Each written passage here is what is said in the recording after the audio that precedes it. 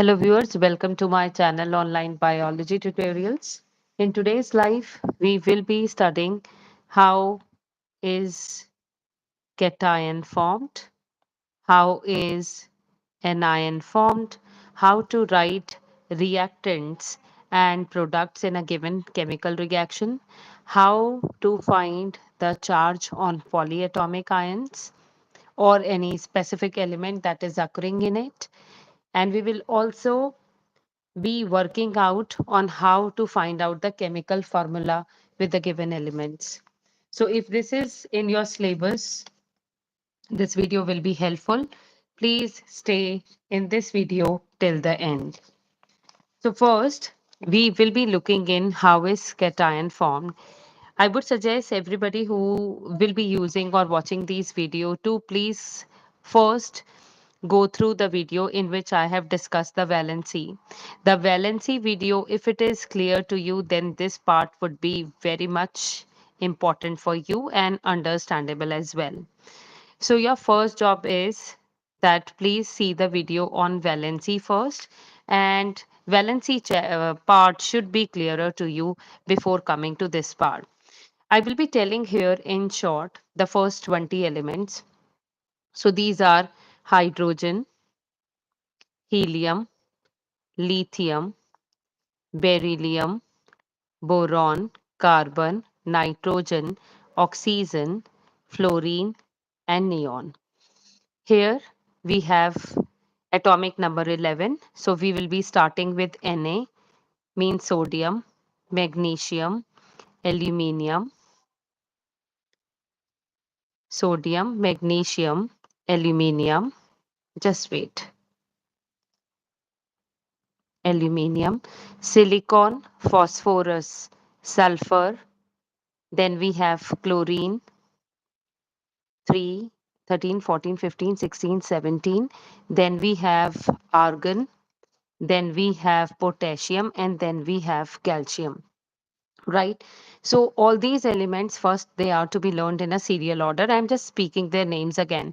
Hydrogen, helium, lithium, beryllium, boron, carbon, nitrogen, oxygen, fluorine, neon, sodium, magnesium, aluminium, silicon, phosphorus, sulfur, chlorine, argon, potassium, and calcium.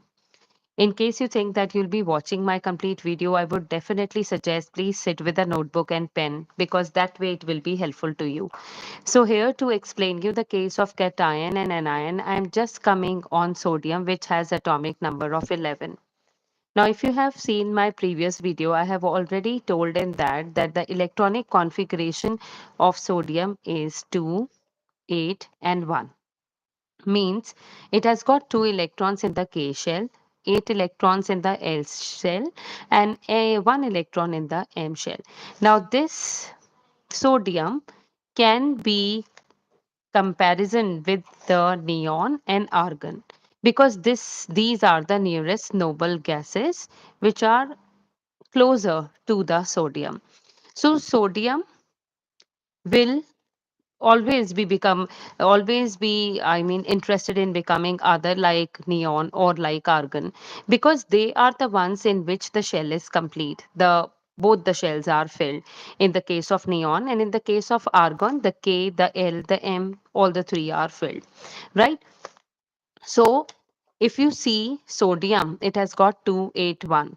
That means after losing one electron, it will be behaving like neon.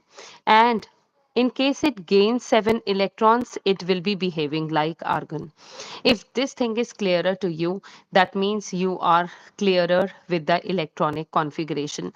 Now let's understand how are cations and anions being formed. So I will be discussing the case of sodium here. So sodium we know has 281. Now if you are writing any element with a plus charge on it, that means you are writing an ion. Ion means anything that has got charge on it. So sodium has got a positive charge on it. Now whenever anything is written with a plus charge on it, That means it will be losing electrons. So this electron which is there in the outermost shell of sodium, it will be lost because this is unstable. So it will quickly lose one electron and it will behave like neon. That is why, because it has lost one electron, that is why we have just written one plus on it. If it would have lost more, then we would have increased the plus charges on it. So in the case of Na plus, the atomic number will still be 11. The configuration, electronic configuration will be 28, right? So one proton has been less in this cation of sodium, right? So if you see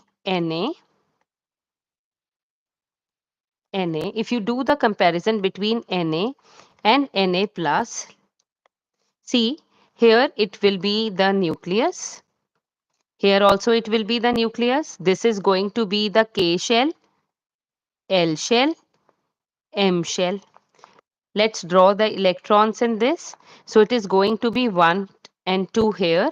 1, 2, 3, 4, 5, 6, 7 and 8. L is also full. And then in the M shell, I have just drawn one electron. Now in the case of Na plus, you will be just drawing two shells, K and L. In the K shell, there will be how many electrons? 2. And in the L shell, there will be how many electrons? 6, 7 and 8.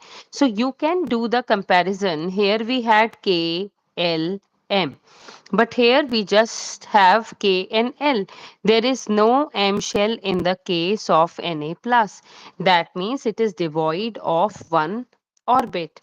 That is why if you compare the atomic size of Na with Na plus, then the atomic size of this Na plus is going to be shorter.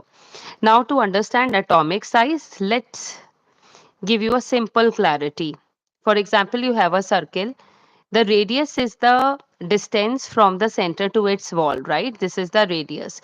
Now, in case of this one, Na, sodium 1, so this is the radius, and here this is only the radius. So the radius of Na plus is going to be the shorter one in comparison to the Na. That is why the atomic size of sodium element will be more in comparison to the sodium ion. I hope this is clear to everybody that how are cations formed. Right? Now we will understand how are anions formed. Now for making you understand how is chloride ion being formed, so we know that chlorine is an element and it has the electronic configuration of 287. That means it has got 2 electrons in the K shell, 8 electrons in the L shell, and in the M it has got 7. Now if you compare this chlorine with the argon, which has got 18 atomic number, to become like argon, it has to gain how many electrons? 1 electron. So it will simply gain 1 and it will behave like an anion.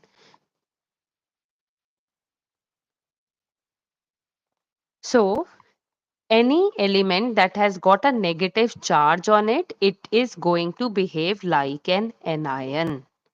And any element that has got a plus charge on it, it is known as cation.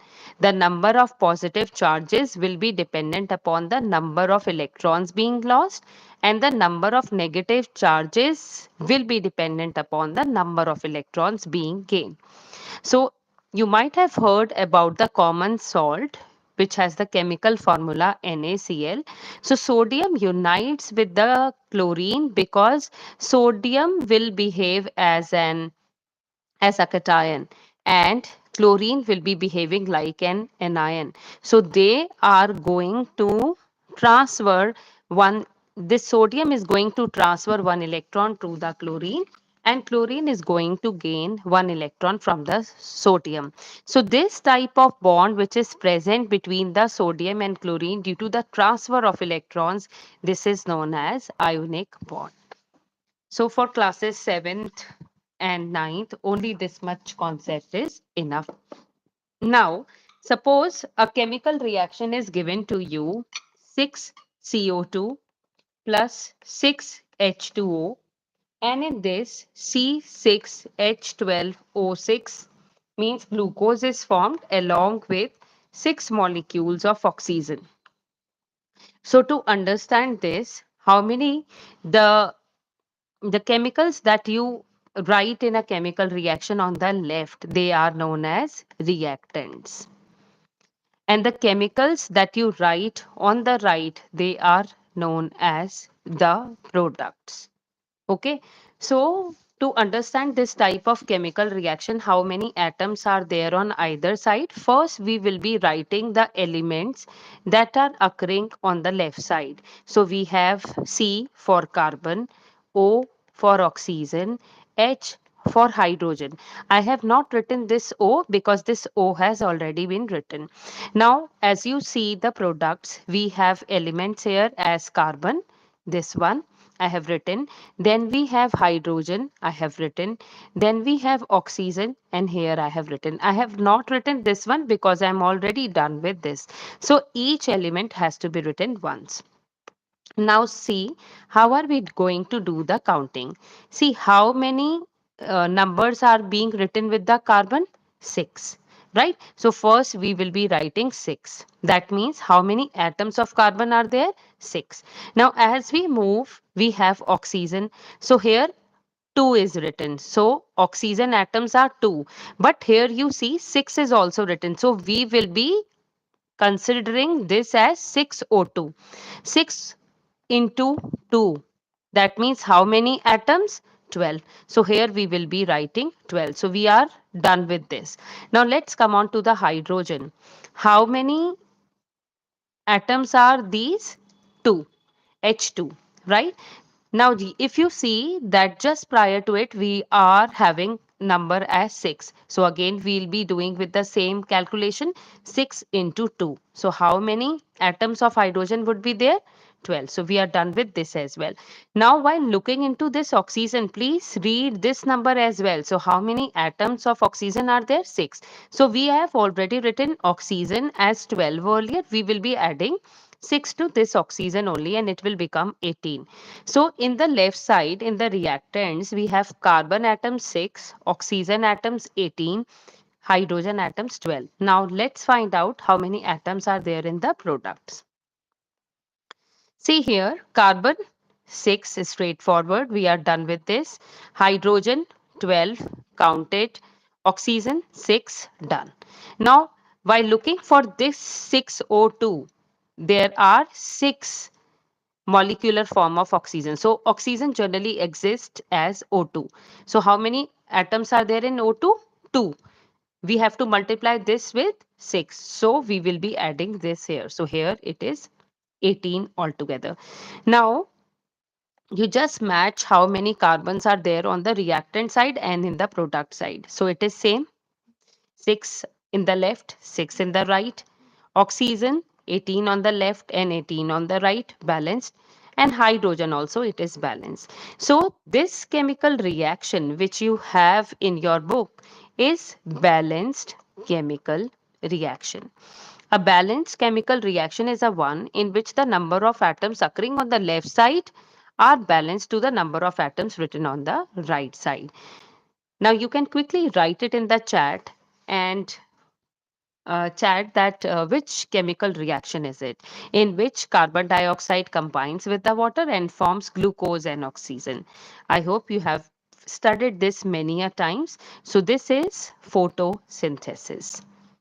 Photosynthesis is a process that occurs in the plants in the presence of sunlight and chlorophyll, and because of which they make their own food. Now, as we are done with this, let's come on to the another topic of this video, which are polyatomic ions. Now the things will be understandable because you know that cations they have a plus charge on them and anions they have a negative charge on them. Poly means many, atomic means atoms. So once many atoms are there together and they have some charge on them, then they are known as polyatomic ions. Some of the important examples of polyatomic ions are NH4 plus, NO3 minus, NO2 minus, SO4 2 minus, SO3 2 minus, HSO4 minus. So there are numerous examples. I will be explaining few examples to you. So here you need to learn that this polyatomic ion is known as ammonium. There is no short form of it. You have to learn it. This is known as nitrate. This is known as nitrite. So the chemical formula along with the name, both the things are important. SO4 will always be named as sulfate. SO3 2 minus will always be named as sulfide. HSO4 minus will be known as hydrogen. And SO4 I have already told you, so it will be known as sulfate. Right? Some other polyatomic ions are OH minus, which is known as hydroxide. Then another one that you can do is PO4 3 minus.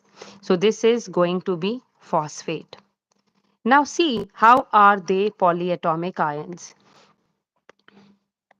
See, this has got nitrogen, hydrogen, and it has got charge +1 on it. Okay, so whenever any sign is there, either plus or minus, with no number, it will be considered as 1. Here we have nitrogen, we have oxygen, and we have minus written once as a superscript. So this is going to be 1, -1. Here we have NO2 and it is going to be right minus. So NO2 minus, that means it has got atom as nitrogen, oxygen, and the charge on it is -1. Here we have sulfur, oxygen, the charge is -2. Sulfur, oxygen, the charge is -2. Here we have hydrogen, sulfur, oxygen, and the charge is -1. Let me tell you what type of questions can come in the polyatomic ions. Let's write NH4 and this has got a charge of plus. I have already told you here that this is known as ammonium. Now, here your teacher can ask what is the charge on this nitrogen. So, how to find it out? You will be writing X for the nitrogen. You know that the charge on hydrogen is 1. So, we will be writing 1 into 4 and this is given to us as 1. So, we will be making an equation like this. We will be solving it as X plus 4 is equals to 1. X is equals to 1. So this 4 is going to change the side. So it will be becoming X is equals to -3. So the charge here on this nitrogen is -3. Another type of question that can come to you is, ma'am may give you an H4 ion and she may ask you or he may ask you that the charge on nitrogen is -3. So you will write -3. For one hydrogen, we know it is 1. So for 4, it will become 1 into 4. So I'm directly writing 4. So we can calculate the charge on it as well. So -3 plus 4 will be giving you +1. That is why see here the charge is +1. So either ma'am can ask you the charge or ma'am can ask you the charge on this element. Let's see few more examples for this. Suppose we have OH minus, right? We know that for oxygen, the charge is going to be -2. And for hydrogen, it is +1. So the charge becomes -1. That is why it is written as OH minus. Means the charge is in negative. And if no number is there, that means we'll be considering this as 1. Let's see more. Now C for NO3 minus. So for nitrogen, let's consider it as X. We know for 1 it is -2. So for 3 it is going to be -6 and the charge is given as -1. So X will be calculated as -6 minus 1. X is equals to -1 plus 6. X is equals to 5. So here in the given polyatomic ion NO3 minus, the charge on nitrogen is going to be 5. Clear? I hope it is clear to everybody. Now let's move on to another example. NO2 minus. Let's find out the charge on nitrogen. So we'll be considering this as X. So on one oxygen we have -2. So for 2 we'll be having how much? -4. Right? So here we will be writing this as -1. It will be becoming -1 plus 4 is equals to -1 plus 4, here it is going to be 3. So nitrogen has got a +3 charge here. I hope this is clear to everybody. You can place the value and you can find it out. See, you have found out that nitrogen has got a charge of +3. So you will be placing this value here in NO2. So here it will become 3 minus 4 is equals to -1. And same charge has been given to you here. So this way you can calculate for others as well.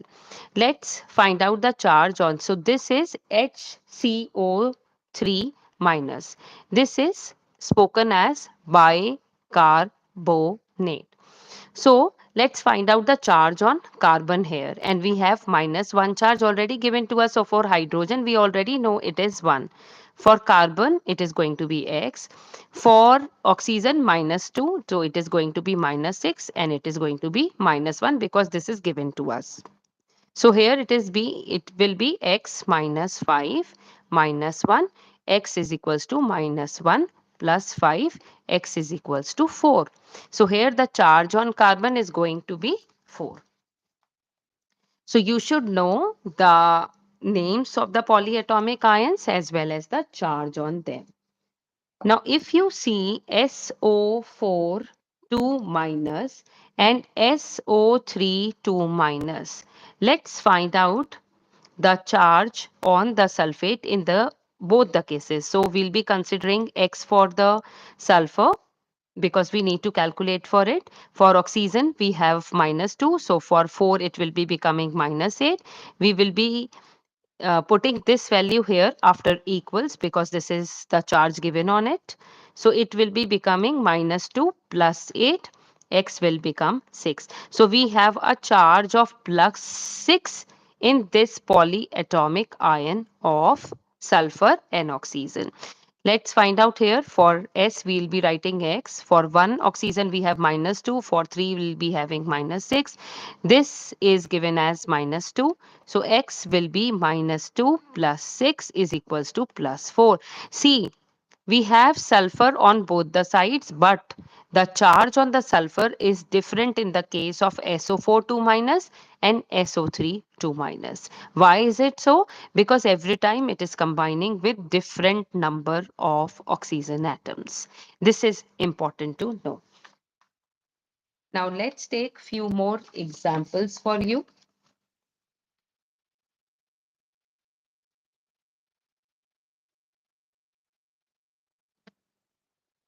Now let me take the example of carbonate ion.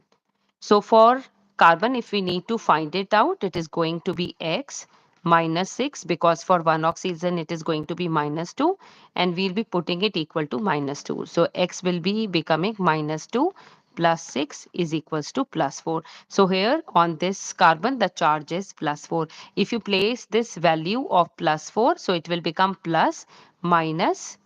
For one oxygen, it is -2. For 3, it is going to be -6. So it will come -2. So we have cross-verified with the charge as well that whether we have calculated the charge on carbon correctly or incorrectly. Let me take one more example for you.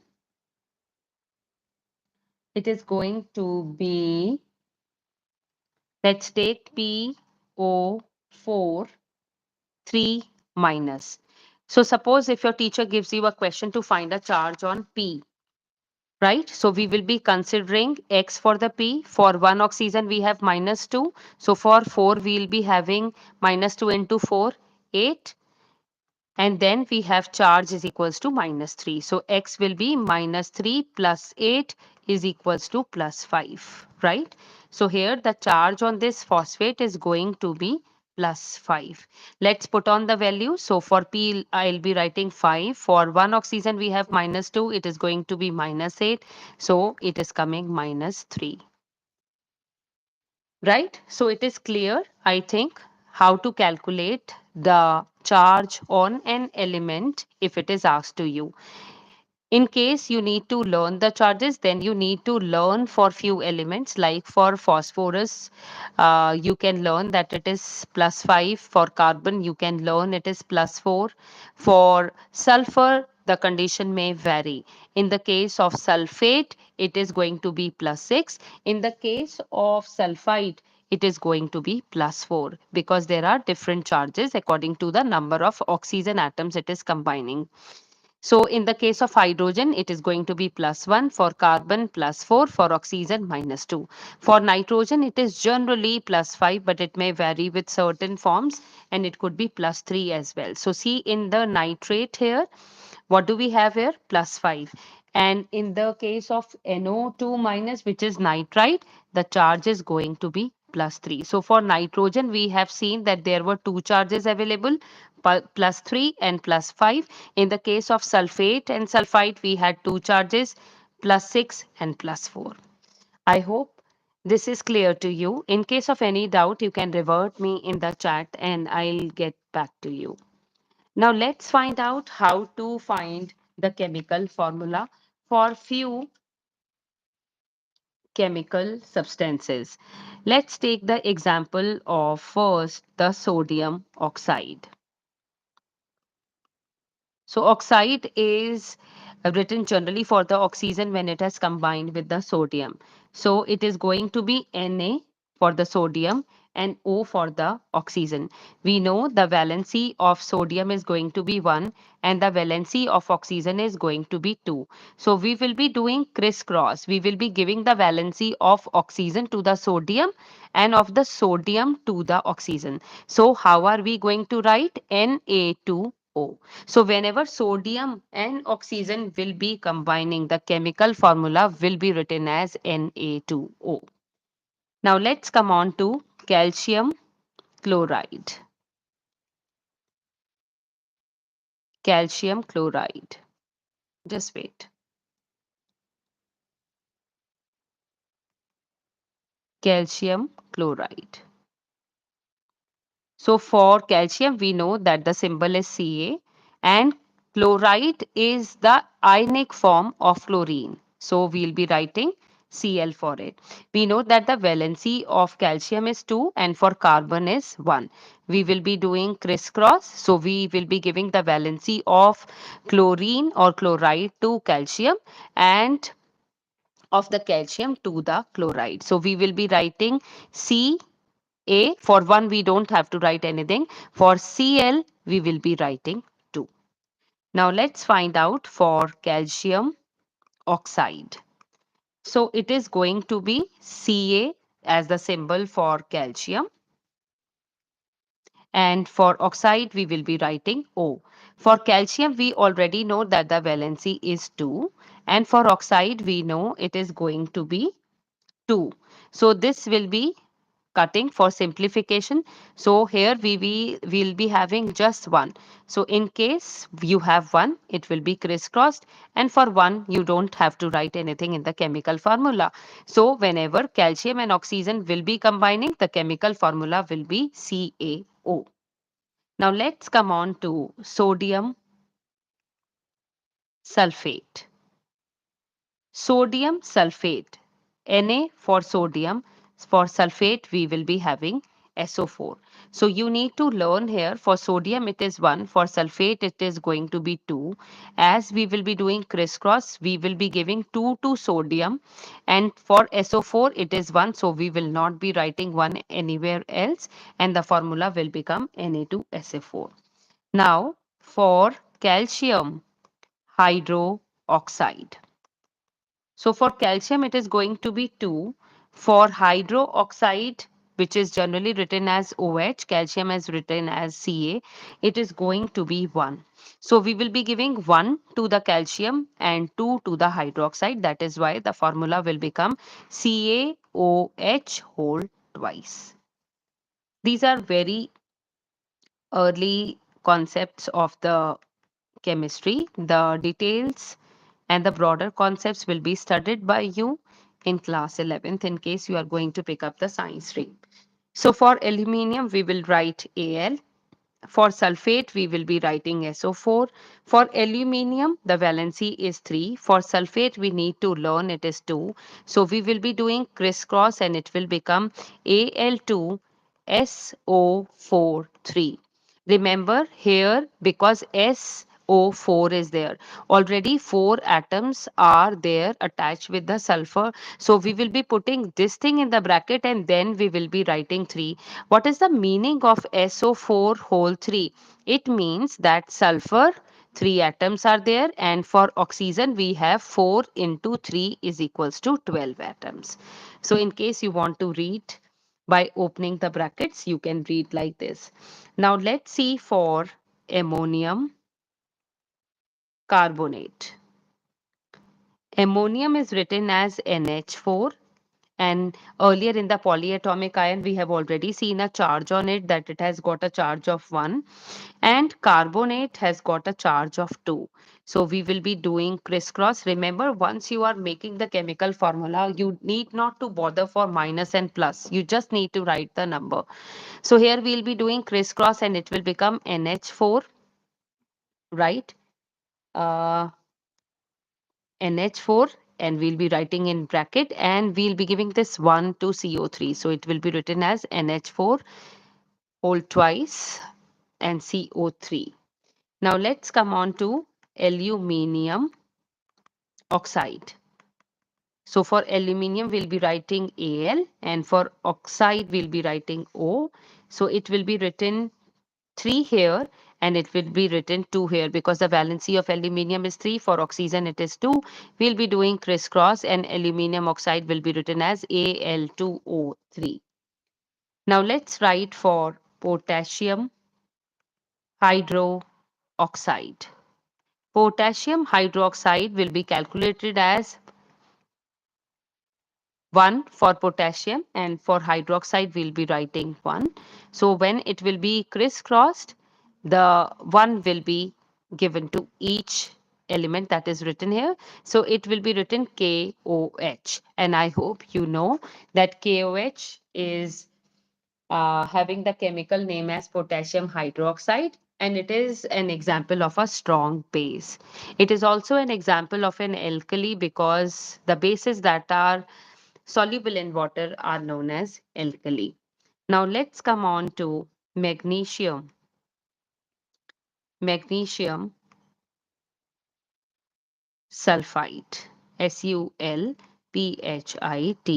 So Mg sulfite is the ionic form of sulfur. So Mgs, it is going to be 2 on either side. We will be simplifying, it will become 1. So we'll give 1 to magnesium and 1 to sulfur. So it will be written as Mgs. Right. So with this, we have taken quite a few examples. I hope constructing the chemical formula and finding the charge on polyatomic ions must be clearer to you. But the base of all these things is valency. So in case few parts of the video that have not been understood, I would recommend everybody to go through the electronic configuration, the valency, the valence electron, and then all the things that are being told to you in this video will be clearer. Just to sum up, cation is an element with a positive charge.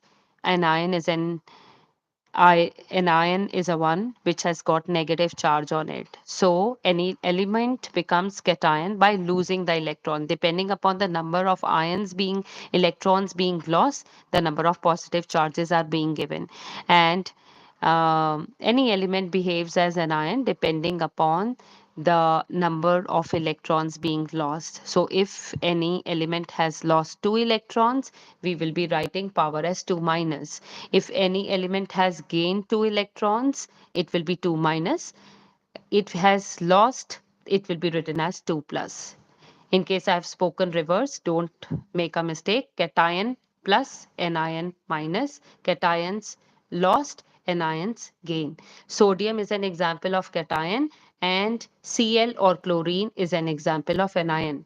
Because whenever cation and anion they are closer together, they are make the most stable structure. That is why Na combines with Cl to form an ionic bond in which sodium gives the electron to the chlorine. See you in next live. Stay connected for more videos. Thank you for today.